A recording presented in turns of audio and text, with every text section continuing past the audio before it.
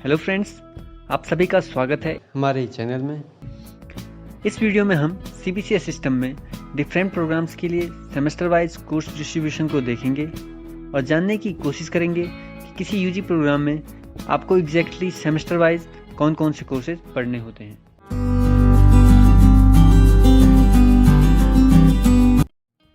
पिछली वीडियो में हमने डिफरेंट टाइप के कोर्सेज और उनके इम्पोर्टेंट पॉइंट्स की बात की थी। अब हम इस वीडियो में एक एक करके डिफरेंट UG प्रोग्राम्स के लिए इन कोर्सेज का सेमेस्टर वाइज डिस्ट्रीब्यूशन देखेंगे। पर अगर आपने मेरी पहली वीडियो नहीं देखी है और आप नहीं जानते हैं कि CBCS सिस्टम के डिफरेंट कोर्सेज जैसे कि core courses, elective courses and ability enhancement courses क्या होते हैं, तो मैं आपको सजेस्ट करूँगा कि आप पहले मेरी पिछली वीडियो देखें जिसमें हमने इन कोर्सेज के बारे में डिटेल्स में बात की है। मैंने इस वीडियो का लिंक डिस्क्रिप्शन में दे दिया है या आप आई बटन पर क्लिक करके भी वो वीडियो देख सकते हैं। तो सबसे पहले हम बात करते हैं BSc की, जिसके अंतर्गत BSc PCM यानी कि physics chemistry mathematics, BSc ZBC यानी कि zoology botany chemistry, BSc PMC यानी कि physics mathematics computer science, BSc PME यानी कि फिजिक्स मैथमेटिक्स इलेक्ट्रॉनिक्स, और इनके अलावा भी कुछ और प्रोग्राम्स आते हैं। तो ये सभी प्रोग्राम्स 6 सेमेस्टर के होते हैं और पर सेमेस्टर आपके पास 4 सब्जेक्ट होते हैं। इसमें फर्स्ट सेमेस्टर में आपके पास 3 कोर कोर्सेज और एक एबिलिटी इन्हेंसमेंट कंपल्सरी कोर्स यानी कि AECC होता है। ये कम्युनिकेशन भी हो सकता है और इन्वायरमेंटल साइंस भी, पर दोनों में से कोई एक होता है। और ये जो आपके पास 3 कोर कोर्सेज होते हैं वो आपके मेन सब्जेक्ट से ही रिलेटेड होते हैं। एग्जाम्पल के तौर पर अगर आप BSc PCM से कर रहे हैं तो आपका एक कोर कोर्स फिजिक्स से होगा, दूसरा केमिस्ट्री से होगा और तीसरा मैथमेटिक्स से होगा। अगर आप ZBC से BSc कर रहे हैं तो आपका एक कोर कोर्स जूलॉजी से रिलेटेड होगा, दूसरा बॉटनी से होगा और तीसरा केमिस्ट्री से होगा। तो इस तरह से ये तीनों कोर कोर्सेज आपके मेन स्ट्रीम सब्जेक्ट से ही होते हैं। आप BSc PCM, BSc ZBC और BSc PMC यानी कि फिजिक्स मैथमेटिक्स कंप्यूटर साइंस के फर्स्ट सेमेस्टर की सब्जेक्ट्स को देख सकते हैं। अब जैसे कि मैं पहले ही आपको बता चुका हूँ, क्योंकि ये कोर कोर्सेज और एबिलिटी इन्हेंसमेंट कंपल्सरी कोर्सेज हैं तो ये हर एक यूनिवर्सिटी हर एक कॉलेज में सेम होंगे। तो इस प्रकार आपका फर्स्ट सेमेस्टर का जो सिलेबस है वो हर एक यूनिवर्सिटी हर एक कॉलेज में सेम होता है किसी भी प्रोग्राम के लिए। अब यहाँ पर एक और ध्यान देने वाली बात होती है कि इन 4 सब्जेक्ट्स के साथ साथ आपके पास कुछ प्रैक्टिकल्स भी होते हैं। एग्जाम्पल के तौर पर BSc PCM के लिए आपके पास फिजिक्स और केमिस्ट्री का प्रैक्टिकल्स भी होंगे। BSc ZBC में आपके पास जूलॉजी बॉटनी और केमिस्ट्री तीनों के प्रैक्टिकल्स भी होंगे और BSc PMC में आपके पास फिजिक्स और कंप्यूटर साइंस के प्रैक्टिकल्स भी होंगे। और इसी तरह अन्य प्रोग्राम्स में भी आपके पास कुछ सब्जेक्ट के प्रैक्टिकल्स भी साथ में ऐड हो सकते हैं। अब बात करते हैं सेकेंड सेमेस्टर की।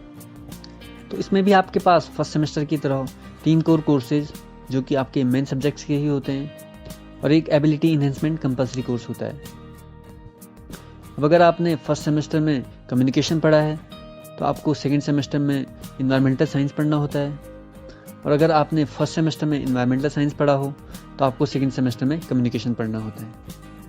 अब क्योंकि यहाँ पर भी आपके पास केवल कोर कोर्सेज और एबिलिटी इन्हेंसमेंट कंपल्सरी कोर्सेज हैं जो कि हर एक कॉलेज और यूनिवर्सिटी के लिए फिक्स्ड होते हैं, तो ऐसे में किसी भी प्रोग्राम के लिए जो सेकेंड सेमेस्टर के सब्जेक्ट्स होते हैं वो फर्स्ट सेमेस्टर की तरह हर एक यूनिवर्सिटी और कॉलेज में सेम रहते हैं। अब हम बात करते हैं थर्ड सेमेस्टर की। तो थर्ड सेमेस्टर में आपके पास होते हैं 3 कोर कोर्सेज और एक स्किल इन्हेंसमेंट कोर्स। जो कोर कोर्सेज होते हैं वो फिर से आपके मेन सब्जेक्ट्स के ही होते हैं, और जैसा कि मैं आपको पिछली वीडियो में बता चुका हूँ कि जो स्किल इन्हेंसमेंट कोर्स होते हैं उनको यूनिवर्सिटीज़ और कॉलेज अपनी फैसिलिटीज़ के अकॉर्डिंग डिसाइड करते हैं। तो थर्ड सेमेस्टर में आपके पास किसी भी प्रोग्राम के लिए जो कोर कोर्सेज होते हैं वो हर एक कॉलेज के लिए सेम होंगे, लेकिन जो फोर्थ सब्जेक्ट यानी कि स्किल इन्हेंसमेंट कोर्स होगा वो कॉलेज टू कॉलेज वेरी कर सकता है। आप डिफरेंट प्रोग्राम्स के लिए थर्ड सेमेस्टर के सब्जेक्ट्स को देख सकते हैं, और यहाँ पर भी आपके पास कुछ सब्जेक्ट्स के प्रैक्टिकल्स भी होंगे। अब अगर मैं फोर्थ सेमेस्टर की बात करूँ तो फोर्थ सेमेस्टर में आपके पास थर्ड सेमेस्टर की तरह 3 कोर कोर्सेज और एक स्किल इन्हेंसमेंट कोर्स होता है। फिर से जो कोर कोर्सेज होते हैं वो आपके मेन सब्जेक्ट्स के ही पार्ट होते हैं, और ये हर एक कॉलेज के लिए सेम रहते हैं। लेकिन जो फोर्थ सब्जेक्ट जो कि स्किल इन्हेंसमेंट कोर्स है, वो फिर से कॉलेज और यूनिवर्सिटीज़ अपनी फैसिलिटीज़ के अकॉर्डिंग डिसाइड करते हैं। तो ये कॉलेज टू कॉलेज वेरी कर सकता है। और इन 4 सब्जेक्ट के साथ साथ आपके पास कुछ सब्जेक्ट्स के प्रैक्टिकल्स भी होते हैं। आप डिफरेंट प्रोग्राम्स के लिए 4th सेमेस्टर के सब्जेक्ट्स को देख सकते हैं। अब 5th सेमेस्टर की बात करें तो 5th सेमेस्टर में आपके पास 3 डिसिप्लिन स्पेसिफिक इलेक्टिव्स होते हैं और एक स्किल इन्हेंसमेंट कोर्स होता है। अब जो ये 3 डिसिप्लिन स्पेसिफिक इलेक्टिव्स यानी कि DSC कोर्सेज होते हैं, वो आपके मेन सब्जेक्ट से ही रिलेटेड होते हैं। मतलब अगर आप BSc PCM से कर रहे हो तो आपके जो 3 DSC होंगे उसमें से एक फिजिक्स से होगा, दूसरा केमिस्ट्री से होगा और तीसरा मैथमेटिक्स से होगा। अगर आप BSc ZBC से कर रहे हो तो एक DSC कोर्स आपका जूलॉजी से होगा, दूसरा बॉटनी से होगा और तीसरा केमिस्ट्री से होगा। तो इसी प्रकार अन्य प्रोग्राम्स के लिए ये तीनों DSC कोर्सेज डिसाइड होते हैं। अब क्योंकि ये तीनों ही इलेक्टिव कोर्सेज होते हैं तो इनको यूनिवर्सिटीज़ अपनी फैसिलिटीज़ के अकॉर्डिंग डिसाइड करती हैं। मतलब ये हर एक यूनिवर्सिटी और कॉलेज के लिए अलग अलग हो सकते हैं। और सिमिलरली जो 4th सब्जेक्ट है स्किल इन्हेंसमेंट कोर्स का, उसको भी यूनिवर्सिटी खुद से ही डिसाइड करते हैं। तो इस प्रकार किसी भी प्रोग्राम की जो 5th सेमेस्टर में आपके चारों सब्जेक्ट होते हैं वो कॉलेज टू कॉलेज अलग अलग हो सकते हैं। अब हम बात करते हैं 6th सेमेस्टर की। तो 6th सेमेस्टर में आपके पास 5th सेमेस्टर की तरह ही 3 डिसिप्लिन स्पेसिफिक इलेक्टिव्स होते हैं और एक स्किल इन्हेंसमेंट कोर्स होता है। और यहाँ पर भी फिर जो ये 3 डिसिप्लिन स्पेसिफिक इलेक्टिव्स होते हैं ये आपके 3 मेन सब्जेक्ट से ही रिलेटेड होते हैं और इन तीनों को ही फिर से यूनिवर्सिटीज़ अपनी फैसिलिटीज़ के अकॉर्डिंग डिसाइड करते हैं। इसी तरह जो 4th subject skill enhancement course का होता है उसको भी यूनिवर्सिटी खुद से ही डिसाइड करती हैं।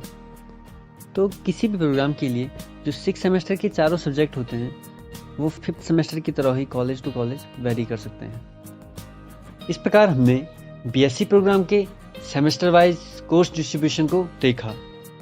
तो BSc के पूरे प्रोग्राम में आपको total 12 core courses, 6 discipline specific elective courses, 4 skill enhancement courses और 2 एबिलिटी इन्हेंसमेंट कंपलसरी कोर्सेज को पढ़ना होता है। अब हम बात करेंगे दूसरे UG प्रोग्राम की जो कि है BA और देखेंगे कि BA प्रोग्राम में सेमेस्टर वाइज कोर्स डिस्ट्रीब्यूशन कैसे होता है। तो BA के फर्स्ट सेमेस्टर में आपके पास 3 कोर कोर्सेज होते हैं जो कि आपके मेन सब्जेक्ट से ही रिलेटेड होते हैं। मतलब आप जिस भी सब्जेक्ट से BA कर रहे हो ये उसी के ही पार्ट होते हैं। और साथ में एक एबिलिटी इन्हेंसमेंट कंपलसरी कोर्स होता है। ये कम्युनिकेशन भी हो सकता है और इन्वायरमेंटल साइंस भी। अब अगर सेकेंड सेमेस्टर की बात की जाए तो सेकेंड सेमेस्टर में भी आपके पास 3 कोर कोर्सेज होते हैं जो कि आपके मेन सब्जेक्ट से ही रिलेटेड होंगे और साथ में एक और एबिलिटी इन्हेंसमेंट कंपलसरी कोर्स होता है। अब अगर फर्स्ट सेमेस्टर में आपने कम्युनिकेशन पढ़ लिया है तो आपको सेकेंड सेमेस्टर में इन्वायरमेंटल साइंस पढ़ना होता है और अगर आपने इन्वायरमेंटल साइंस फर्स्ट सेमेस्टर में पढ़ लिया है तो आपको कम्युनिकेशन सेकेंड सेमेस्टर में पढ़ना होता है। तो इस प्रकार BA का जो फर्स्ट ईयर होता है वो एग्जैक्टली BSc के ही समान होता है, बस वहाँ पर जो कोर कोर्सेज होते हैं वो अपने अपने सब्जेक्ट्स के अकॉर्डिंग होते हैं। अब अगर थर्ड सेमेस्टर की बात की जाए तो थर्ड सेमेस्टर में भी आपके पास फिर 3 कोर कोर्सेज होते हैं जो कि फिर से आपके मेन सब्जेक्ट्स के ही पार्ट होते हैं और साथ में आपके पास होता है एक स्किल इन्हेंसमेंट कोर्स। अब जैसे कि हम पहले ही बात कर चुके हैं कि जो ये स्किल इन्हेंसमेंट कोर्स होता है वो यूनिवर्सिटी खुद डिसाइड करती है, तो यहाँ पर आपको कॉलेज टू कॉलेज वेरिएशन दिख सकता है। अब अगर फोर्थ सेमेस्टर की बात की जाए तो फोर्थ सेमेस्टर में भी आपके पास 3 कोर कोर्सेज होते हैं आपके मेन सब्जेक्ट से ही रिलेटेड और साथ में आपका एक और स्किल इन्हेंसमेंट कोर्स होता है जिसे खुद यूनिवर्सिटी डिसाइड करती है। तो यहाँ पर फिर से आपके कोर्स स्ट्रक्चर में थोड़ा बहुत चेंजेस दिख सकता है कि स्किल इन्हेंसमेंट जो कोर्स है वो कॉलेज टू कॉलेज अलग हो। अब हम बात करते हैं फिफ्थ सेमेस्टर की। तो फिफ्थ सेमेस्टर में आपके पास 2 डिसिप्लिन स्पेसिफिक इलेक्टिव्स होते हैं जो कि आपके मेन सब्जेक्ट से ही रिलेटेड होंगे और साथ में आपका एक स्किल इन्हेंसमेंट कोर्स होता है जिसे यूनिवर्सिटी खुद डिसाइड करता है और इन 3 सब्जेक्ट के साथ साथ आपके पास एक जेनरिक इलेक्टिव्स भी होता है। ये भी यूनिवर्सिटी टू यूनिवर्सिटी चेंज हो सकता है क्योंकि इसको भी यूनिवर्सिटी अपनी फैसिलिटीज़ के अकॉर्डिंग डिसाइड करते हैं। तो यहाँ पर चारों सब्जेक्ट्स में आपके पास कॉलेज टू कॉलेज वेरिएशन दिख सकता है। अब अगर हम 6 सेमेस्टर की बात करें तो 6 सेमेस्टर में आपके पास 2 डिसिप्लिन स्पेसिफिक इलेक्टिव्स होते हैं, साथ में आपके पास होते हैं एक स्किल एनहेंसमेंट कोर्स और एक जेनरिक इलेक्टिव। ये चारों सब्जेक्ट ही यूनिवर्सिटीज़ अपनी फैसिलिटीज़ के अकॉर्डिंग डिसाइड करते हैं, तो यहाँ पर आपको कॉलेज टू कॉलेज वेरिएशन दिख सकता है। अब आप बीए के इस सेमेस्टर वाइज कोर्स डिस्ट्रीब्यूशन को देख सकते हैं। तो इस प्रकार आपको total 12 core courses, 2 ability enhancement compulsory courses, 4 skill enhancement courses, 4 discipline specific electives और 2 जेनरिक इलेक्टिव्स पढ़ने होते हैं। तो इस प्रकार हमने बीए और बीएससी के डिफरेंट स्ट्रीम्स के लिए सेमेस्टर वाइज कोर्स डिस्ट्रीब्यूशन के बारे में बात की, और मैं समझता हूँ कि आप अब इसको बेहतरीन तरीके से समझ गए होंगे। अब अगर आप साइंस स्ट्रीम के स्टूडेंट्स हैं तो यहाँ पर मैं आपको एक एडिशनल इन्फॉर्मेशन देना चाहता हूँ कि आपके इवन सेमेस्टर जो कि 2nd सेमेस्टर, 4th सेमेस्टर और 6th सेमेस्टर हैं, इनके जस्ट बाद आपके पास 2 मंथ का गैप होता है। अब अगर आप रिसर्च वर्क में जाना चाहते हैं तो इस 2 महीने के पीरियड में आप डिफरेंट समर इंटर्नशिप के लिए अप्लाई कर सकते हैं। डिफरेंट IITs, आइजर्स और नेशनल इंस्टीट्यूशंस जैसे कि PRL, NPL और ऐसे ही तमाम different institutions summer internship programmes को ऑर्गेनाइज करते हैं, जिनके लिए आप अप्लाई कर सकते हैं। यहाँ पर आपका सिलेक्शन आपके एकेडमिक्स की बेसिस पर होता है। फ्यूचर में हम इन सभी इंटर्नशिप के बारे में डिटेल्स में बात करेंगे, तो ऐसी सभी इंफॉर्मेशन के लिए अपडेट रहने के लिए आप हमसे जुड़ सकते हैं। फिलहाल ये वीडियो पहले ही काफ़ी लंबी हो चुकी है, तो हम अब अगली वीडियो में सेमेस्टर सिस्टम के एग्ज़ाम पैटर्न और इसके मार्क्स सिस्टम के बारे में बात करेंगे और कोशिश करेंगे इनको सरल शब्दों में समझने की। तब तक आप अपना ध्यान रखिए और सेफ रहिए। Thank you.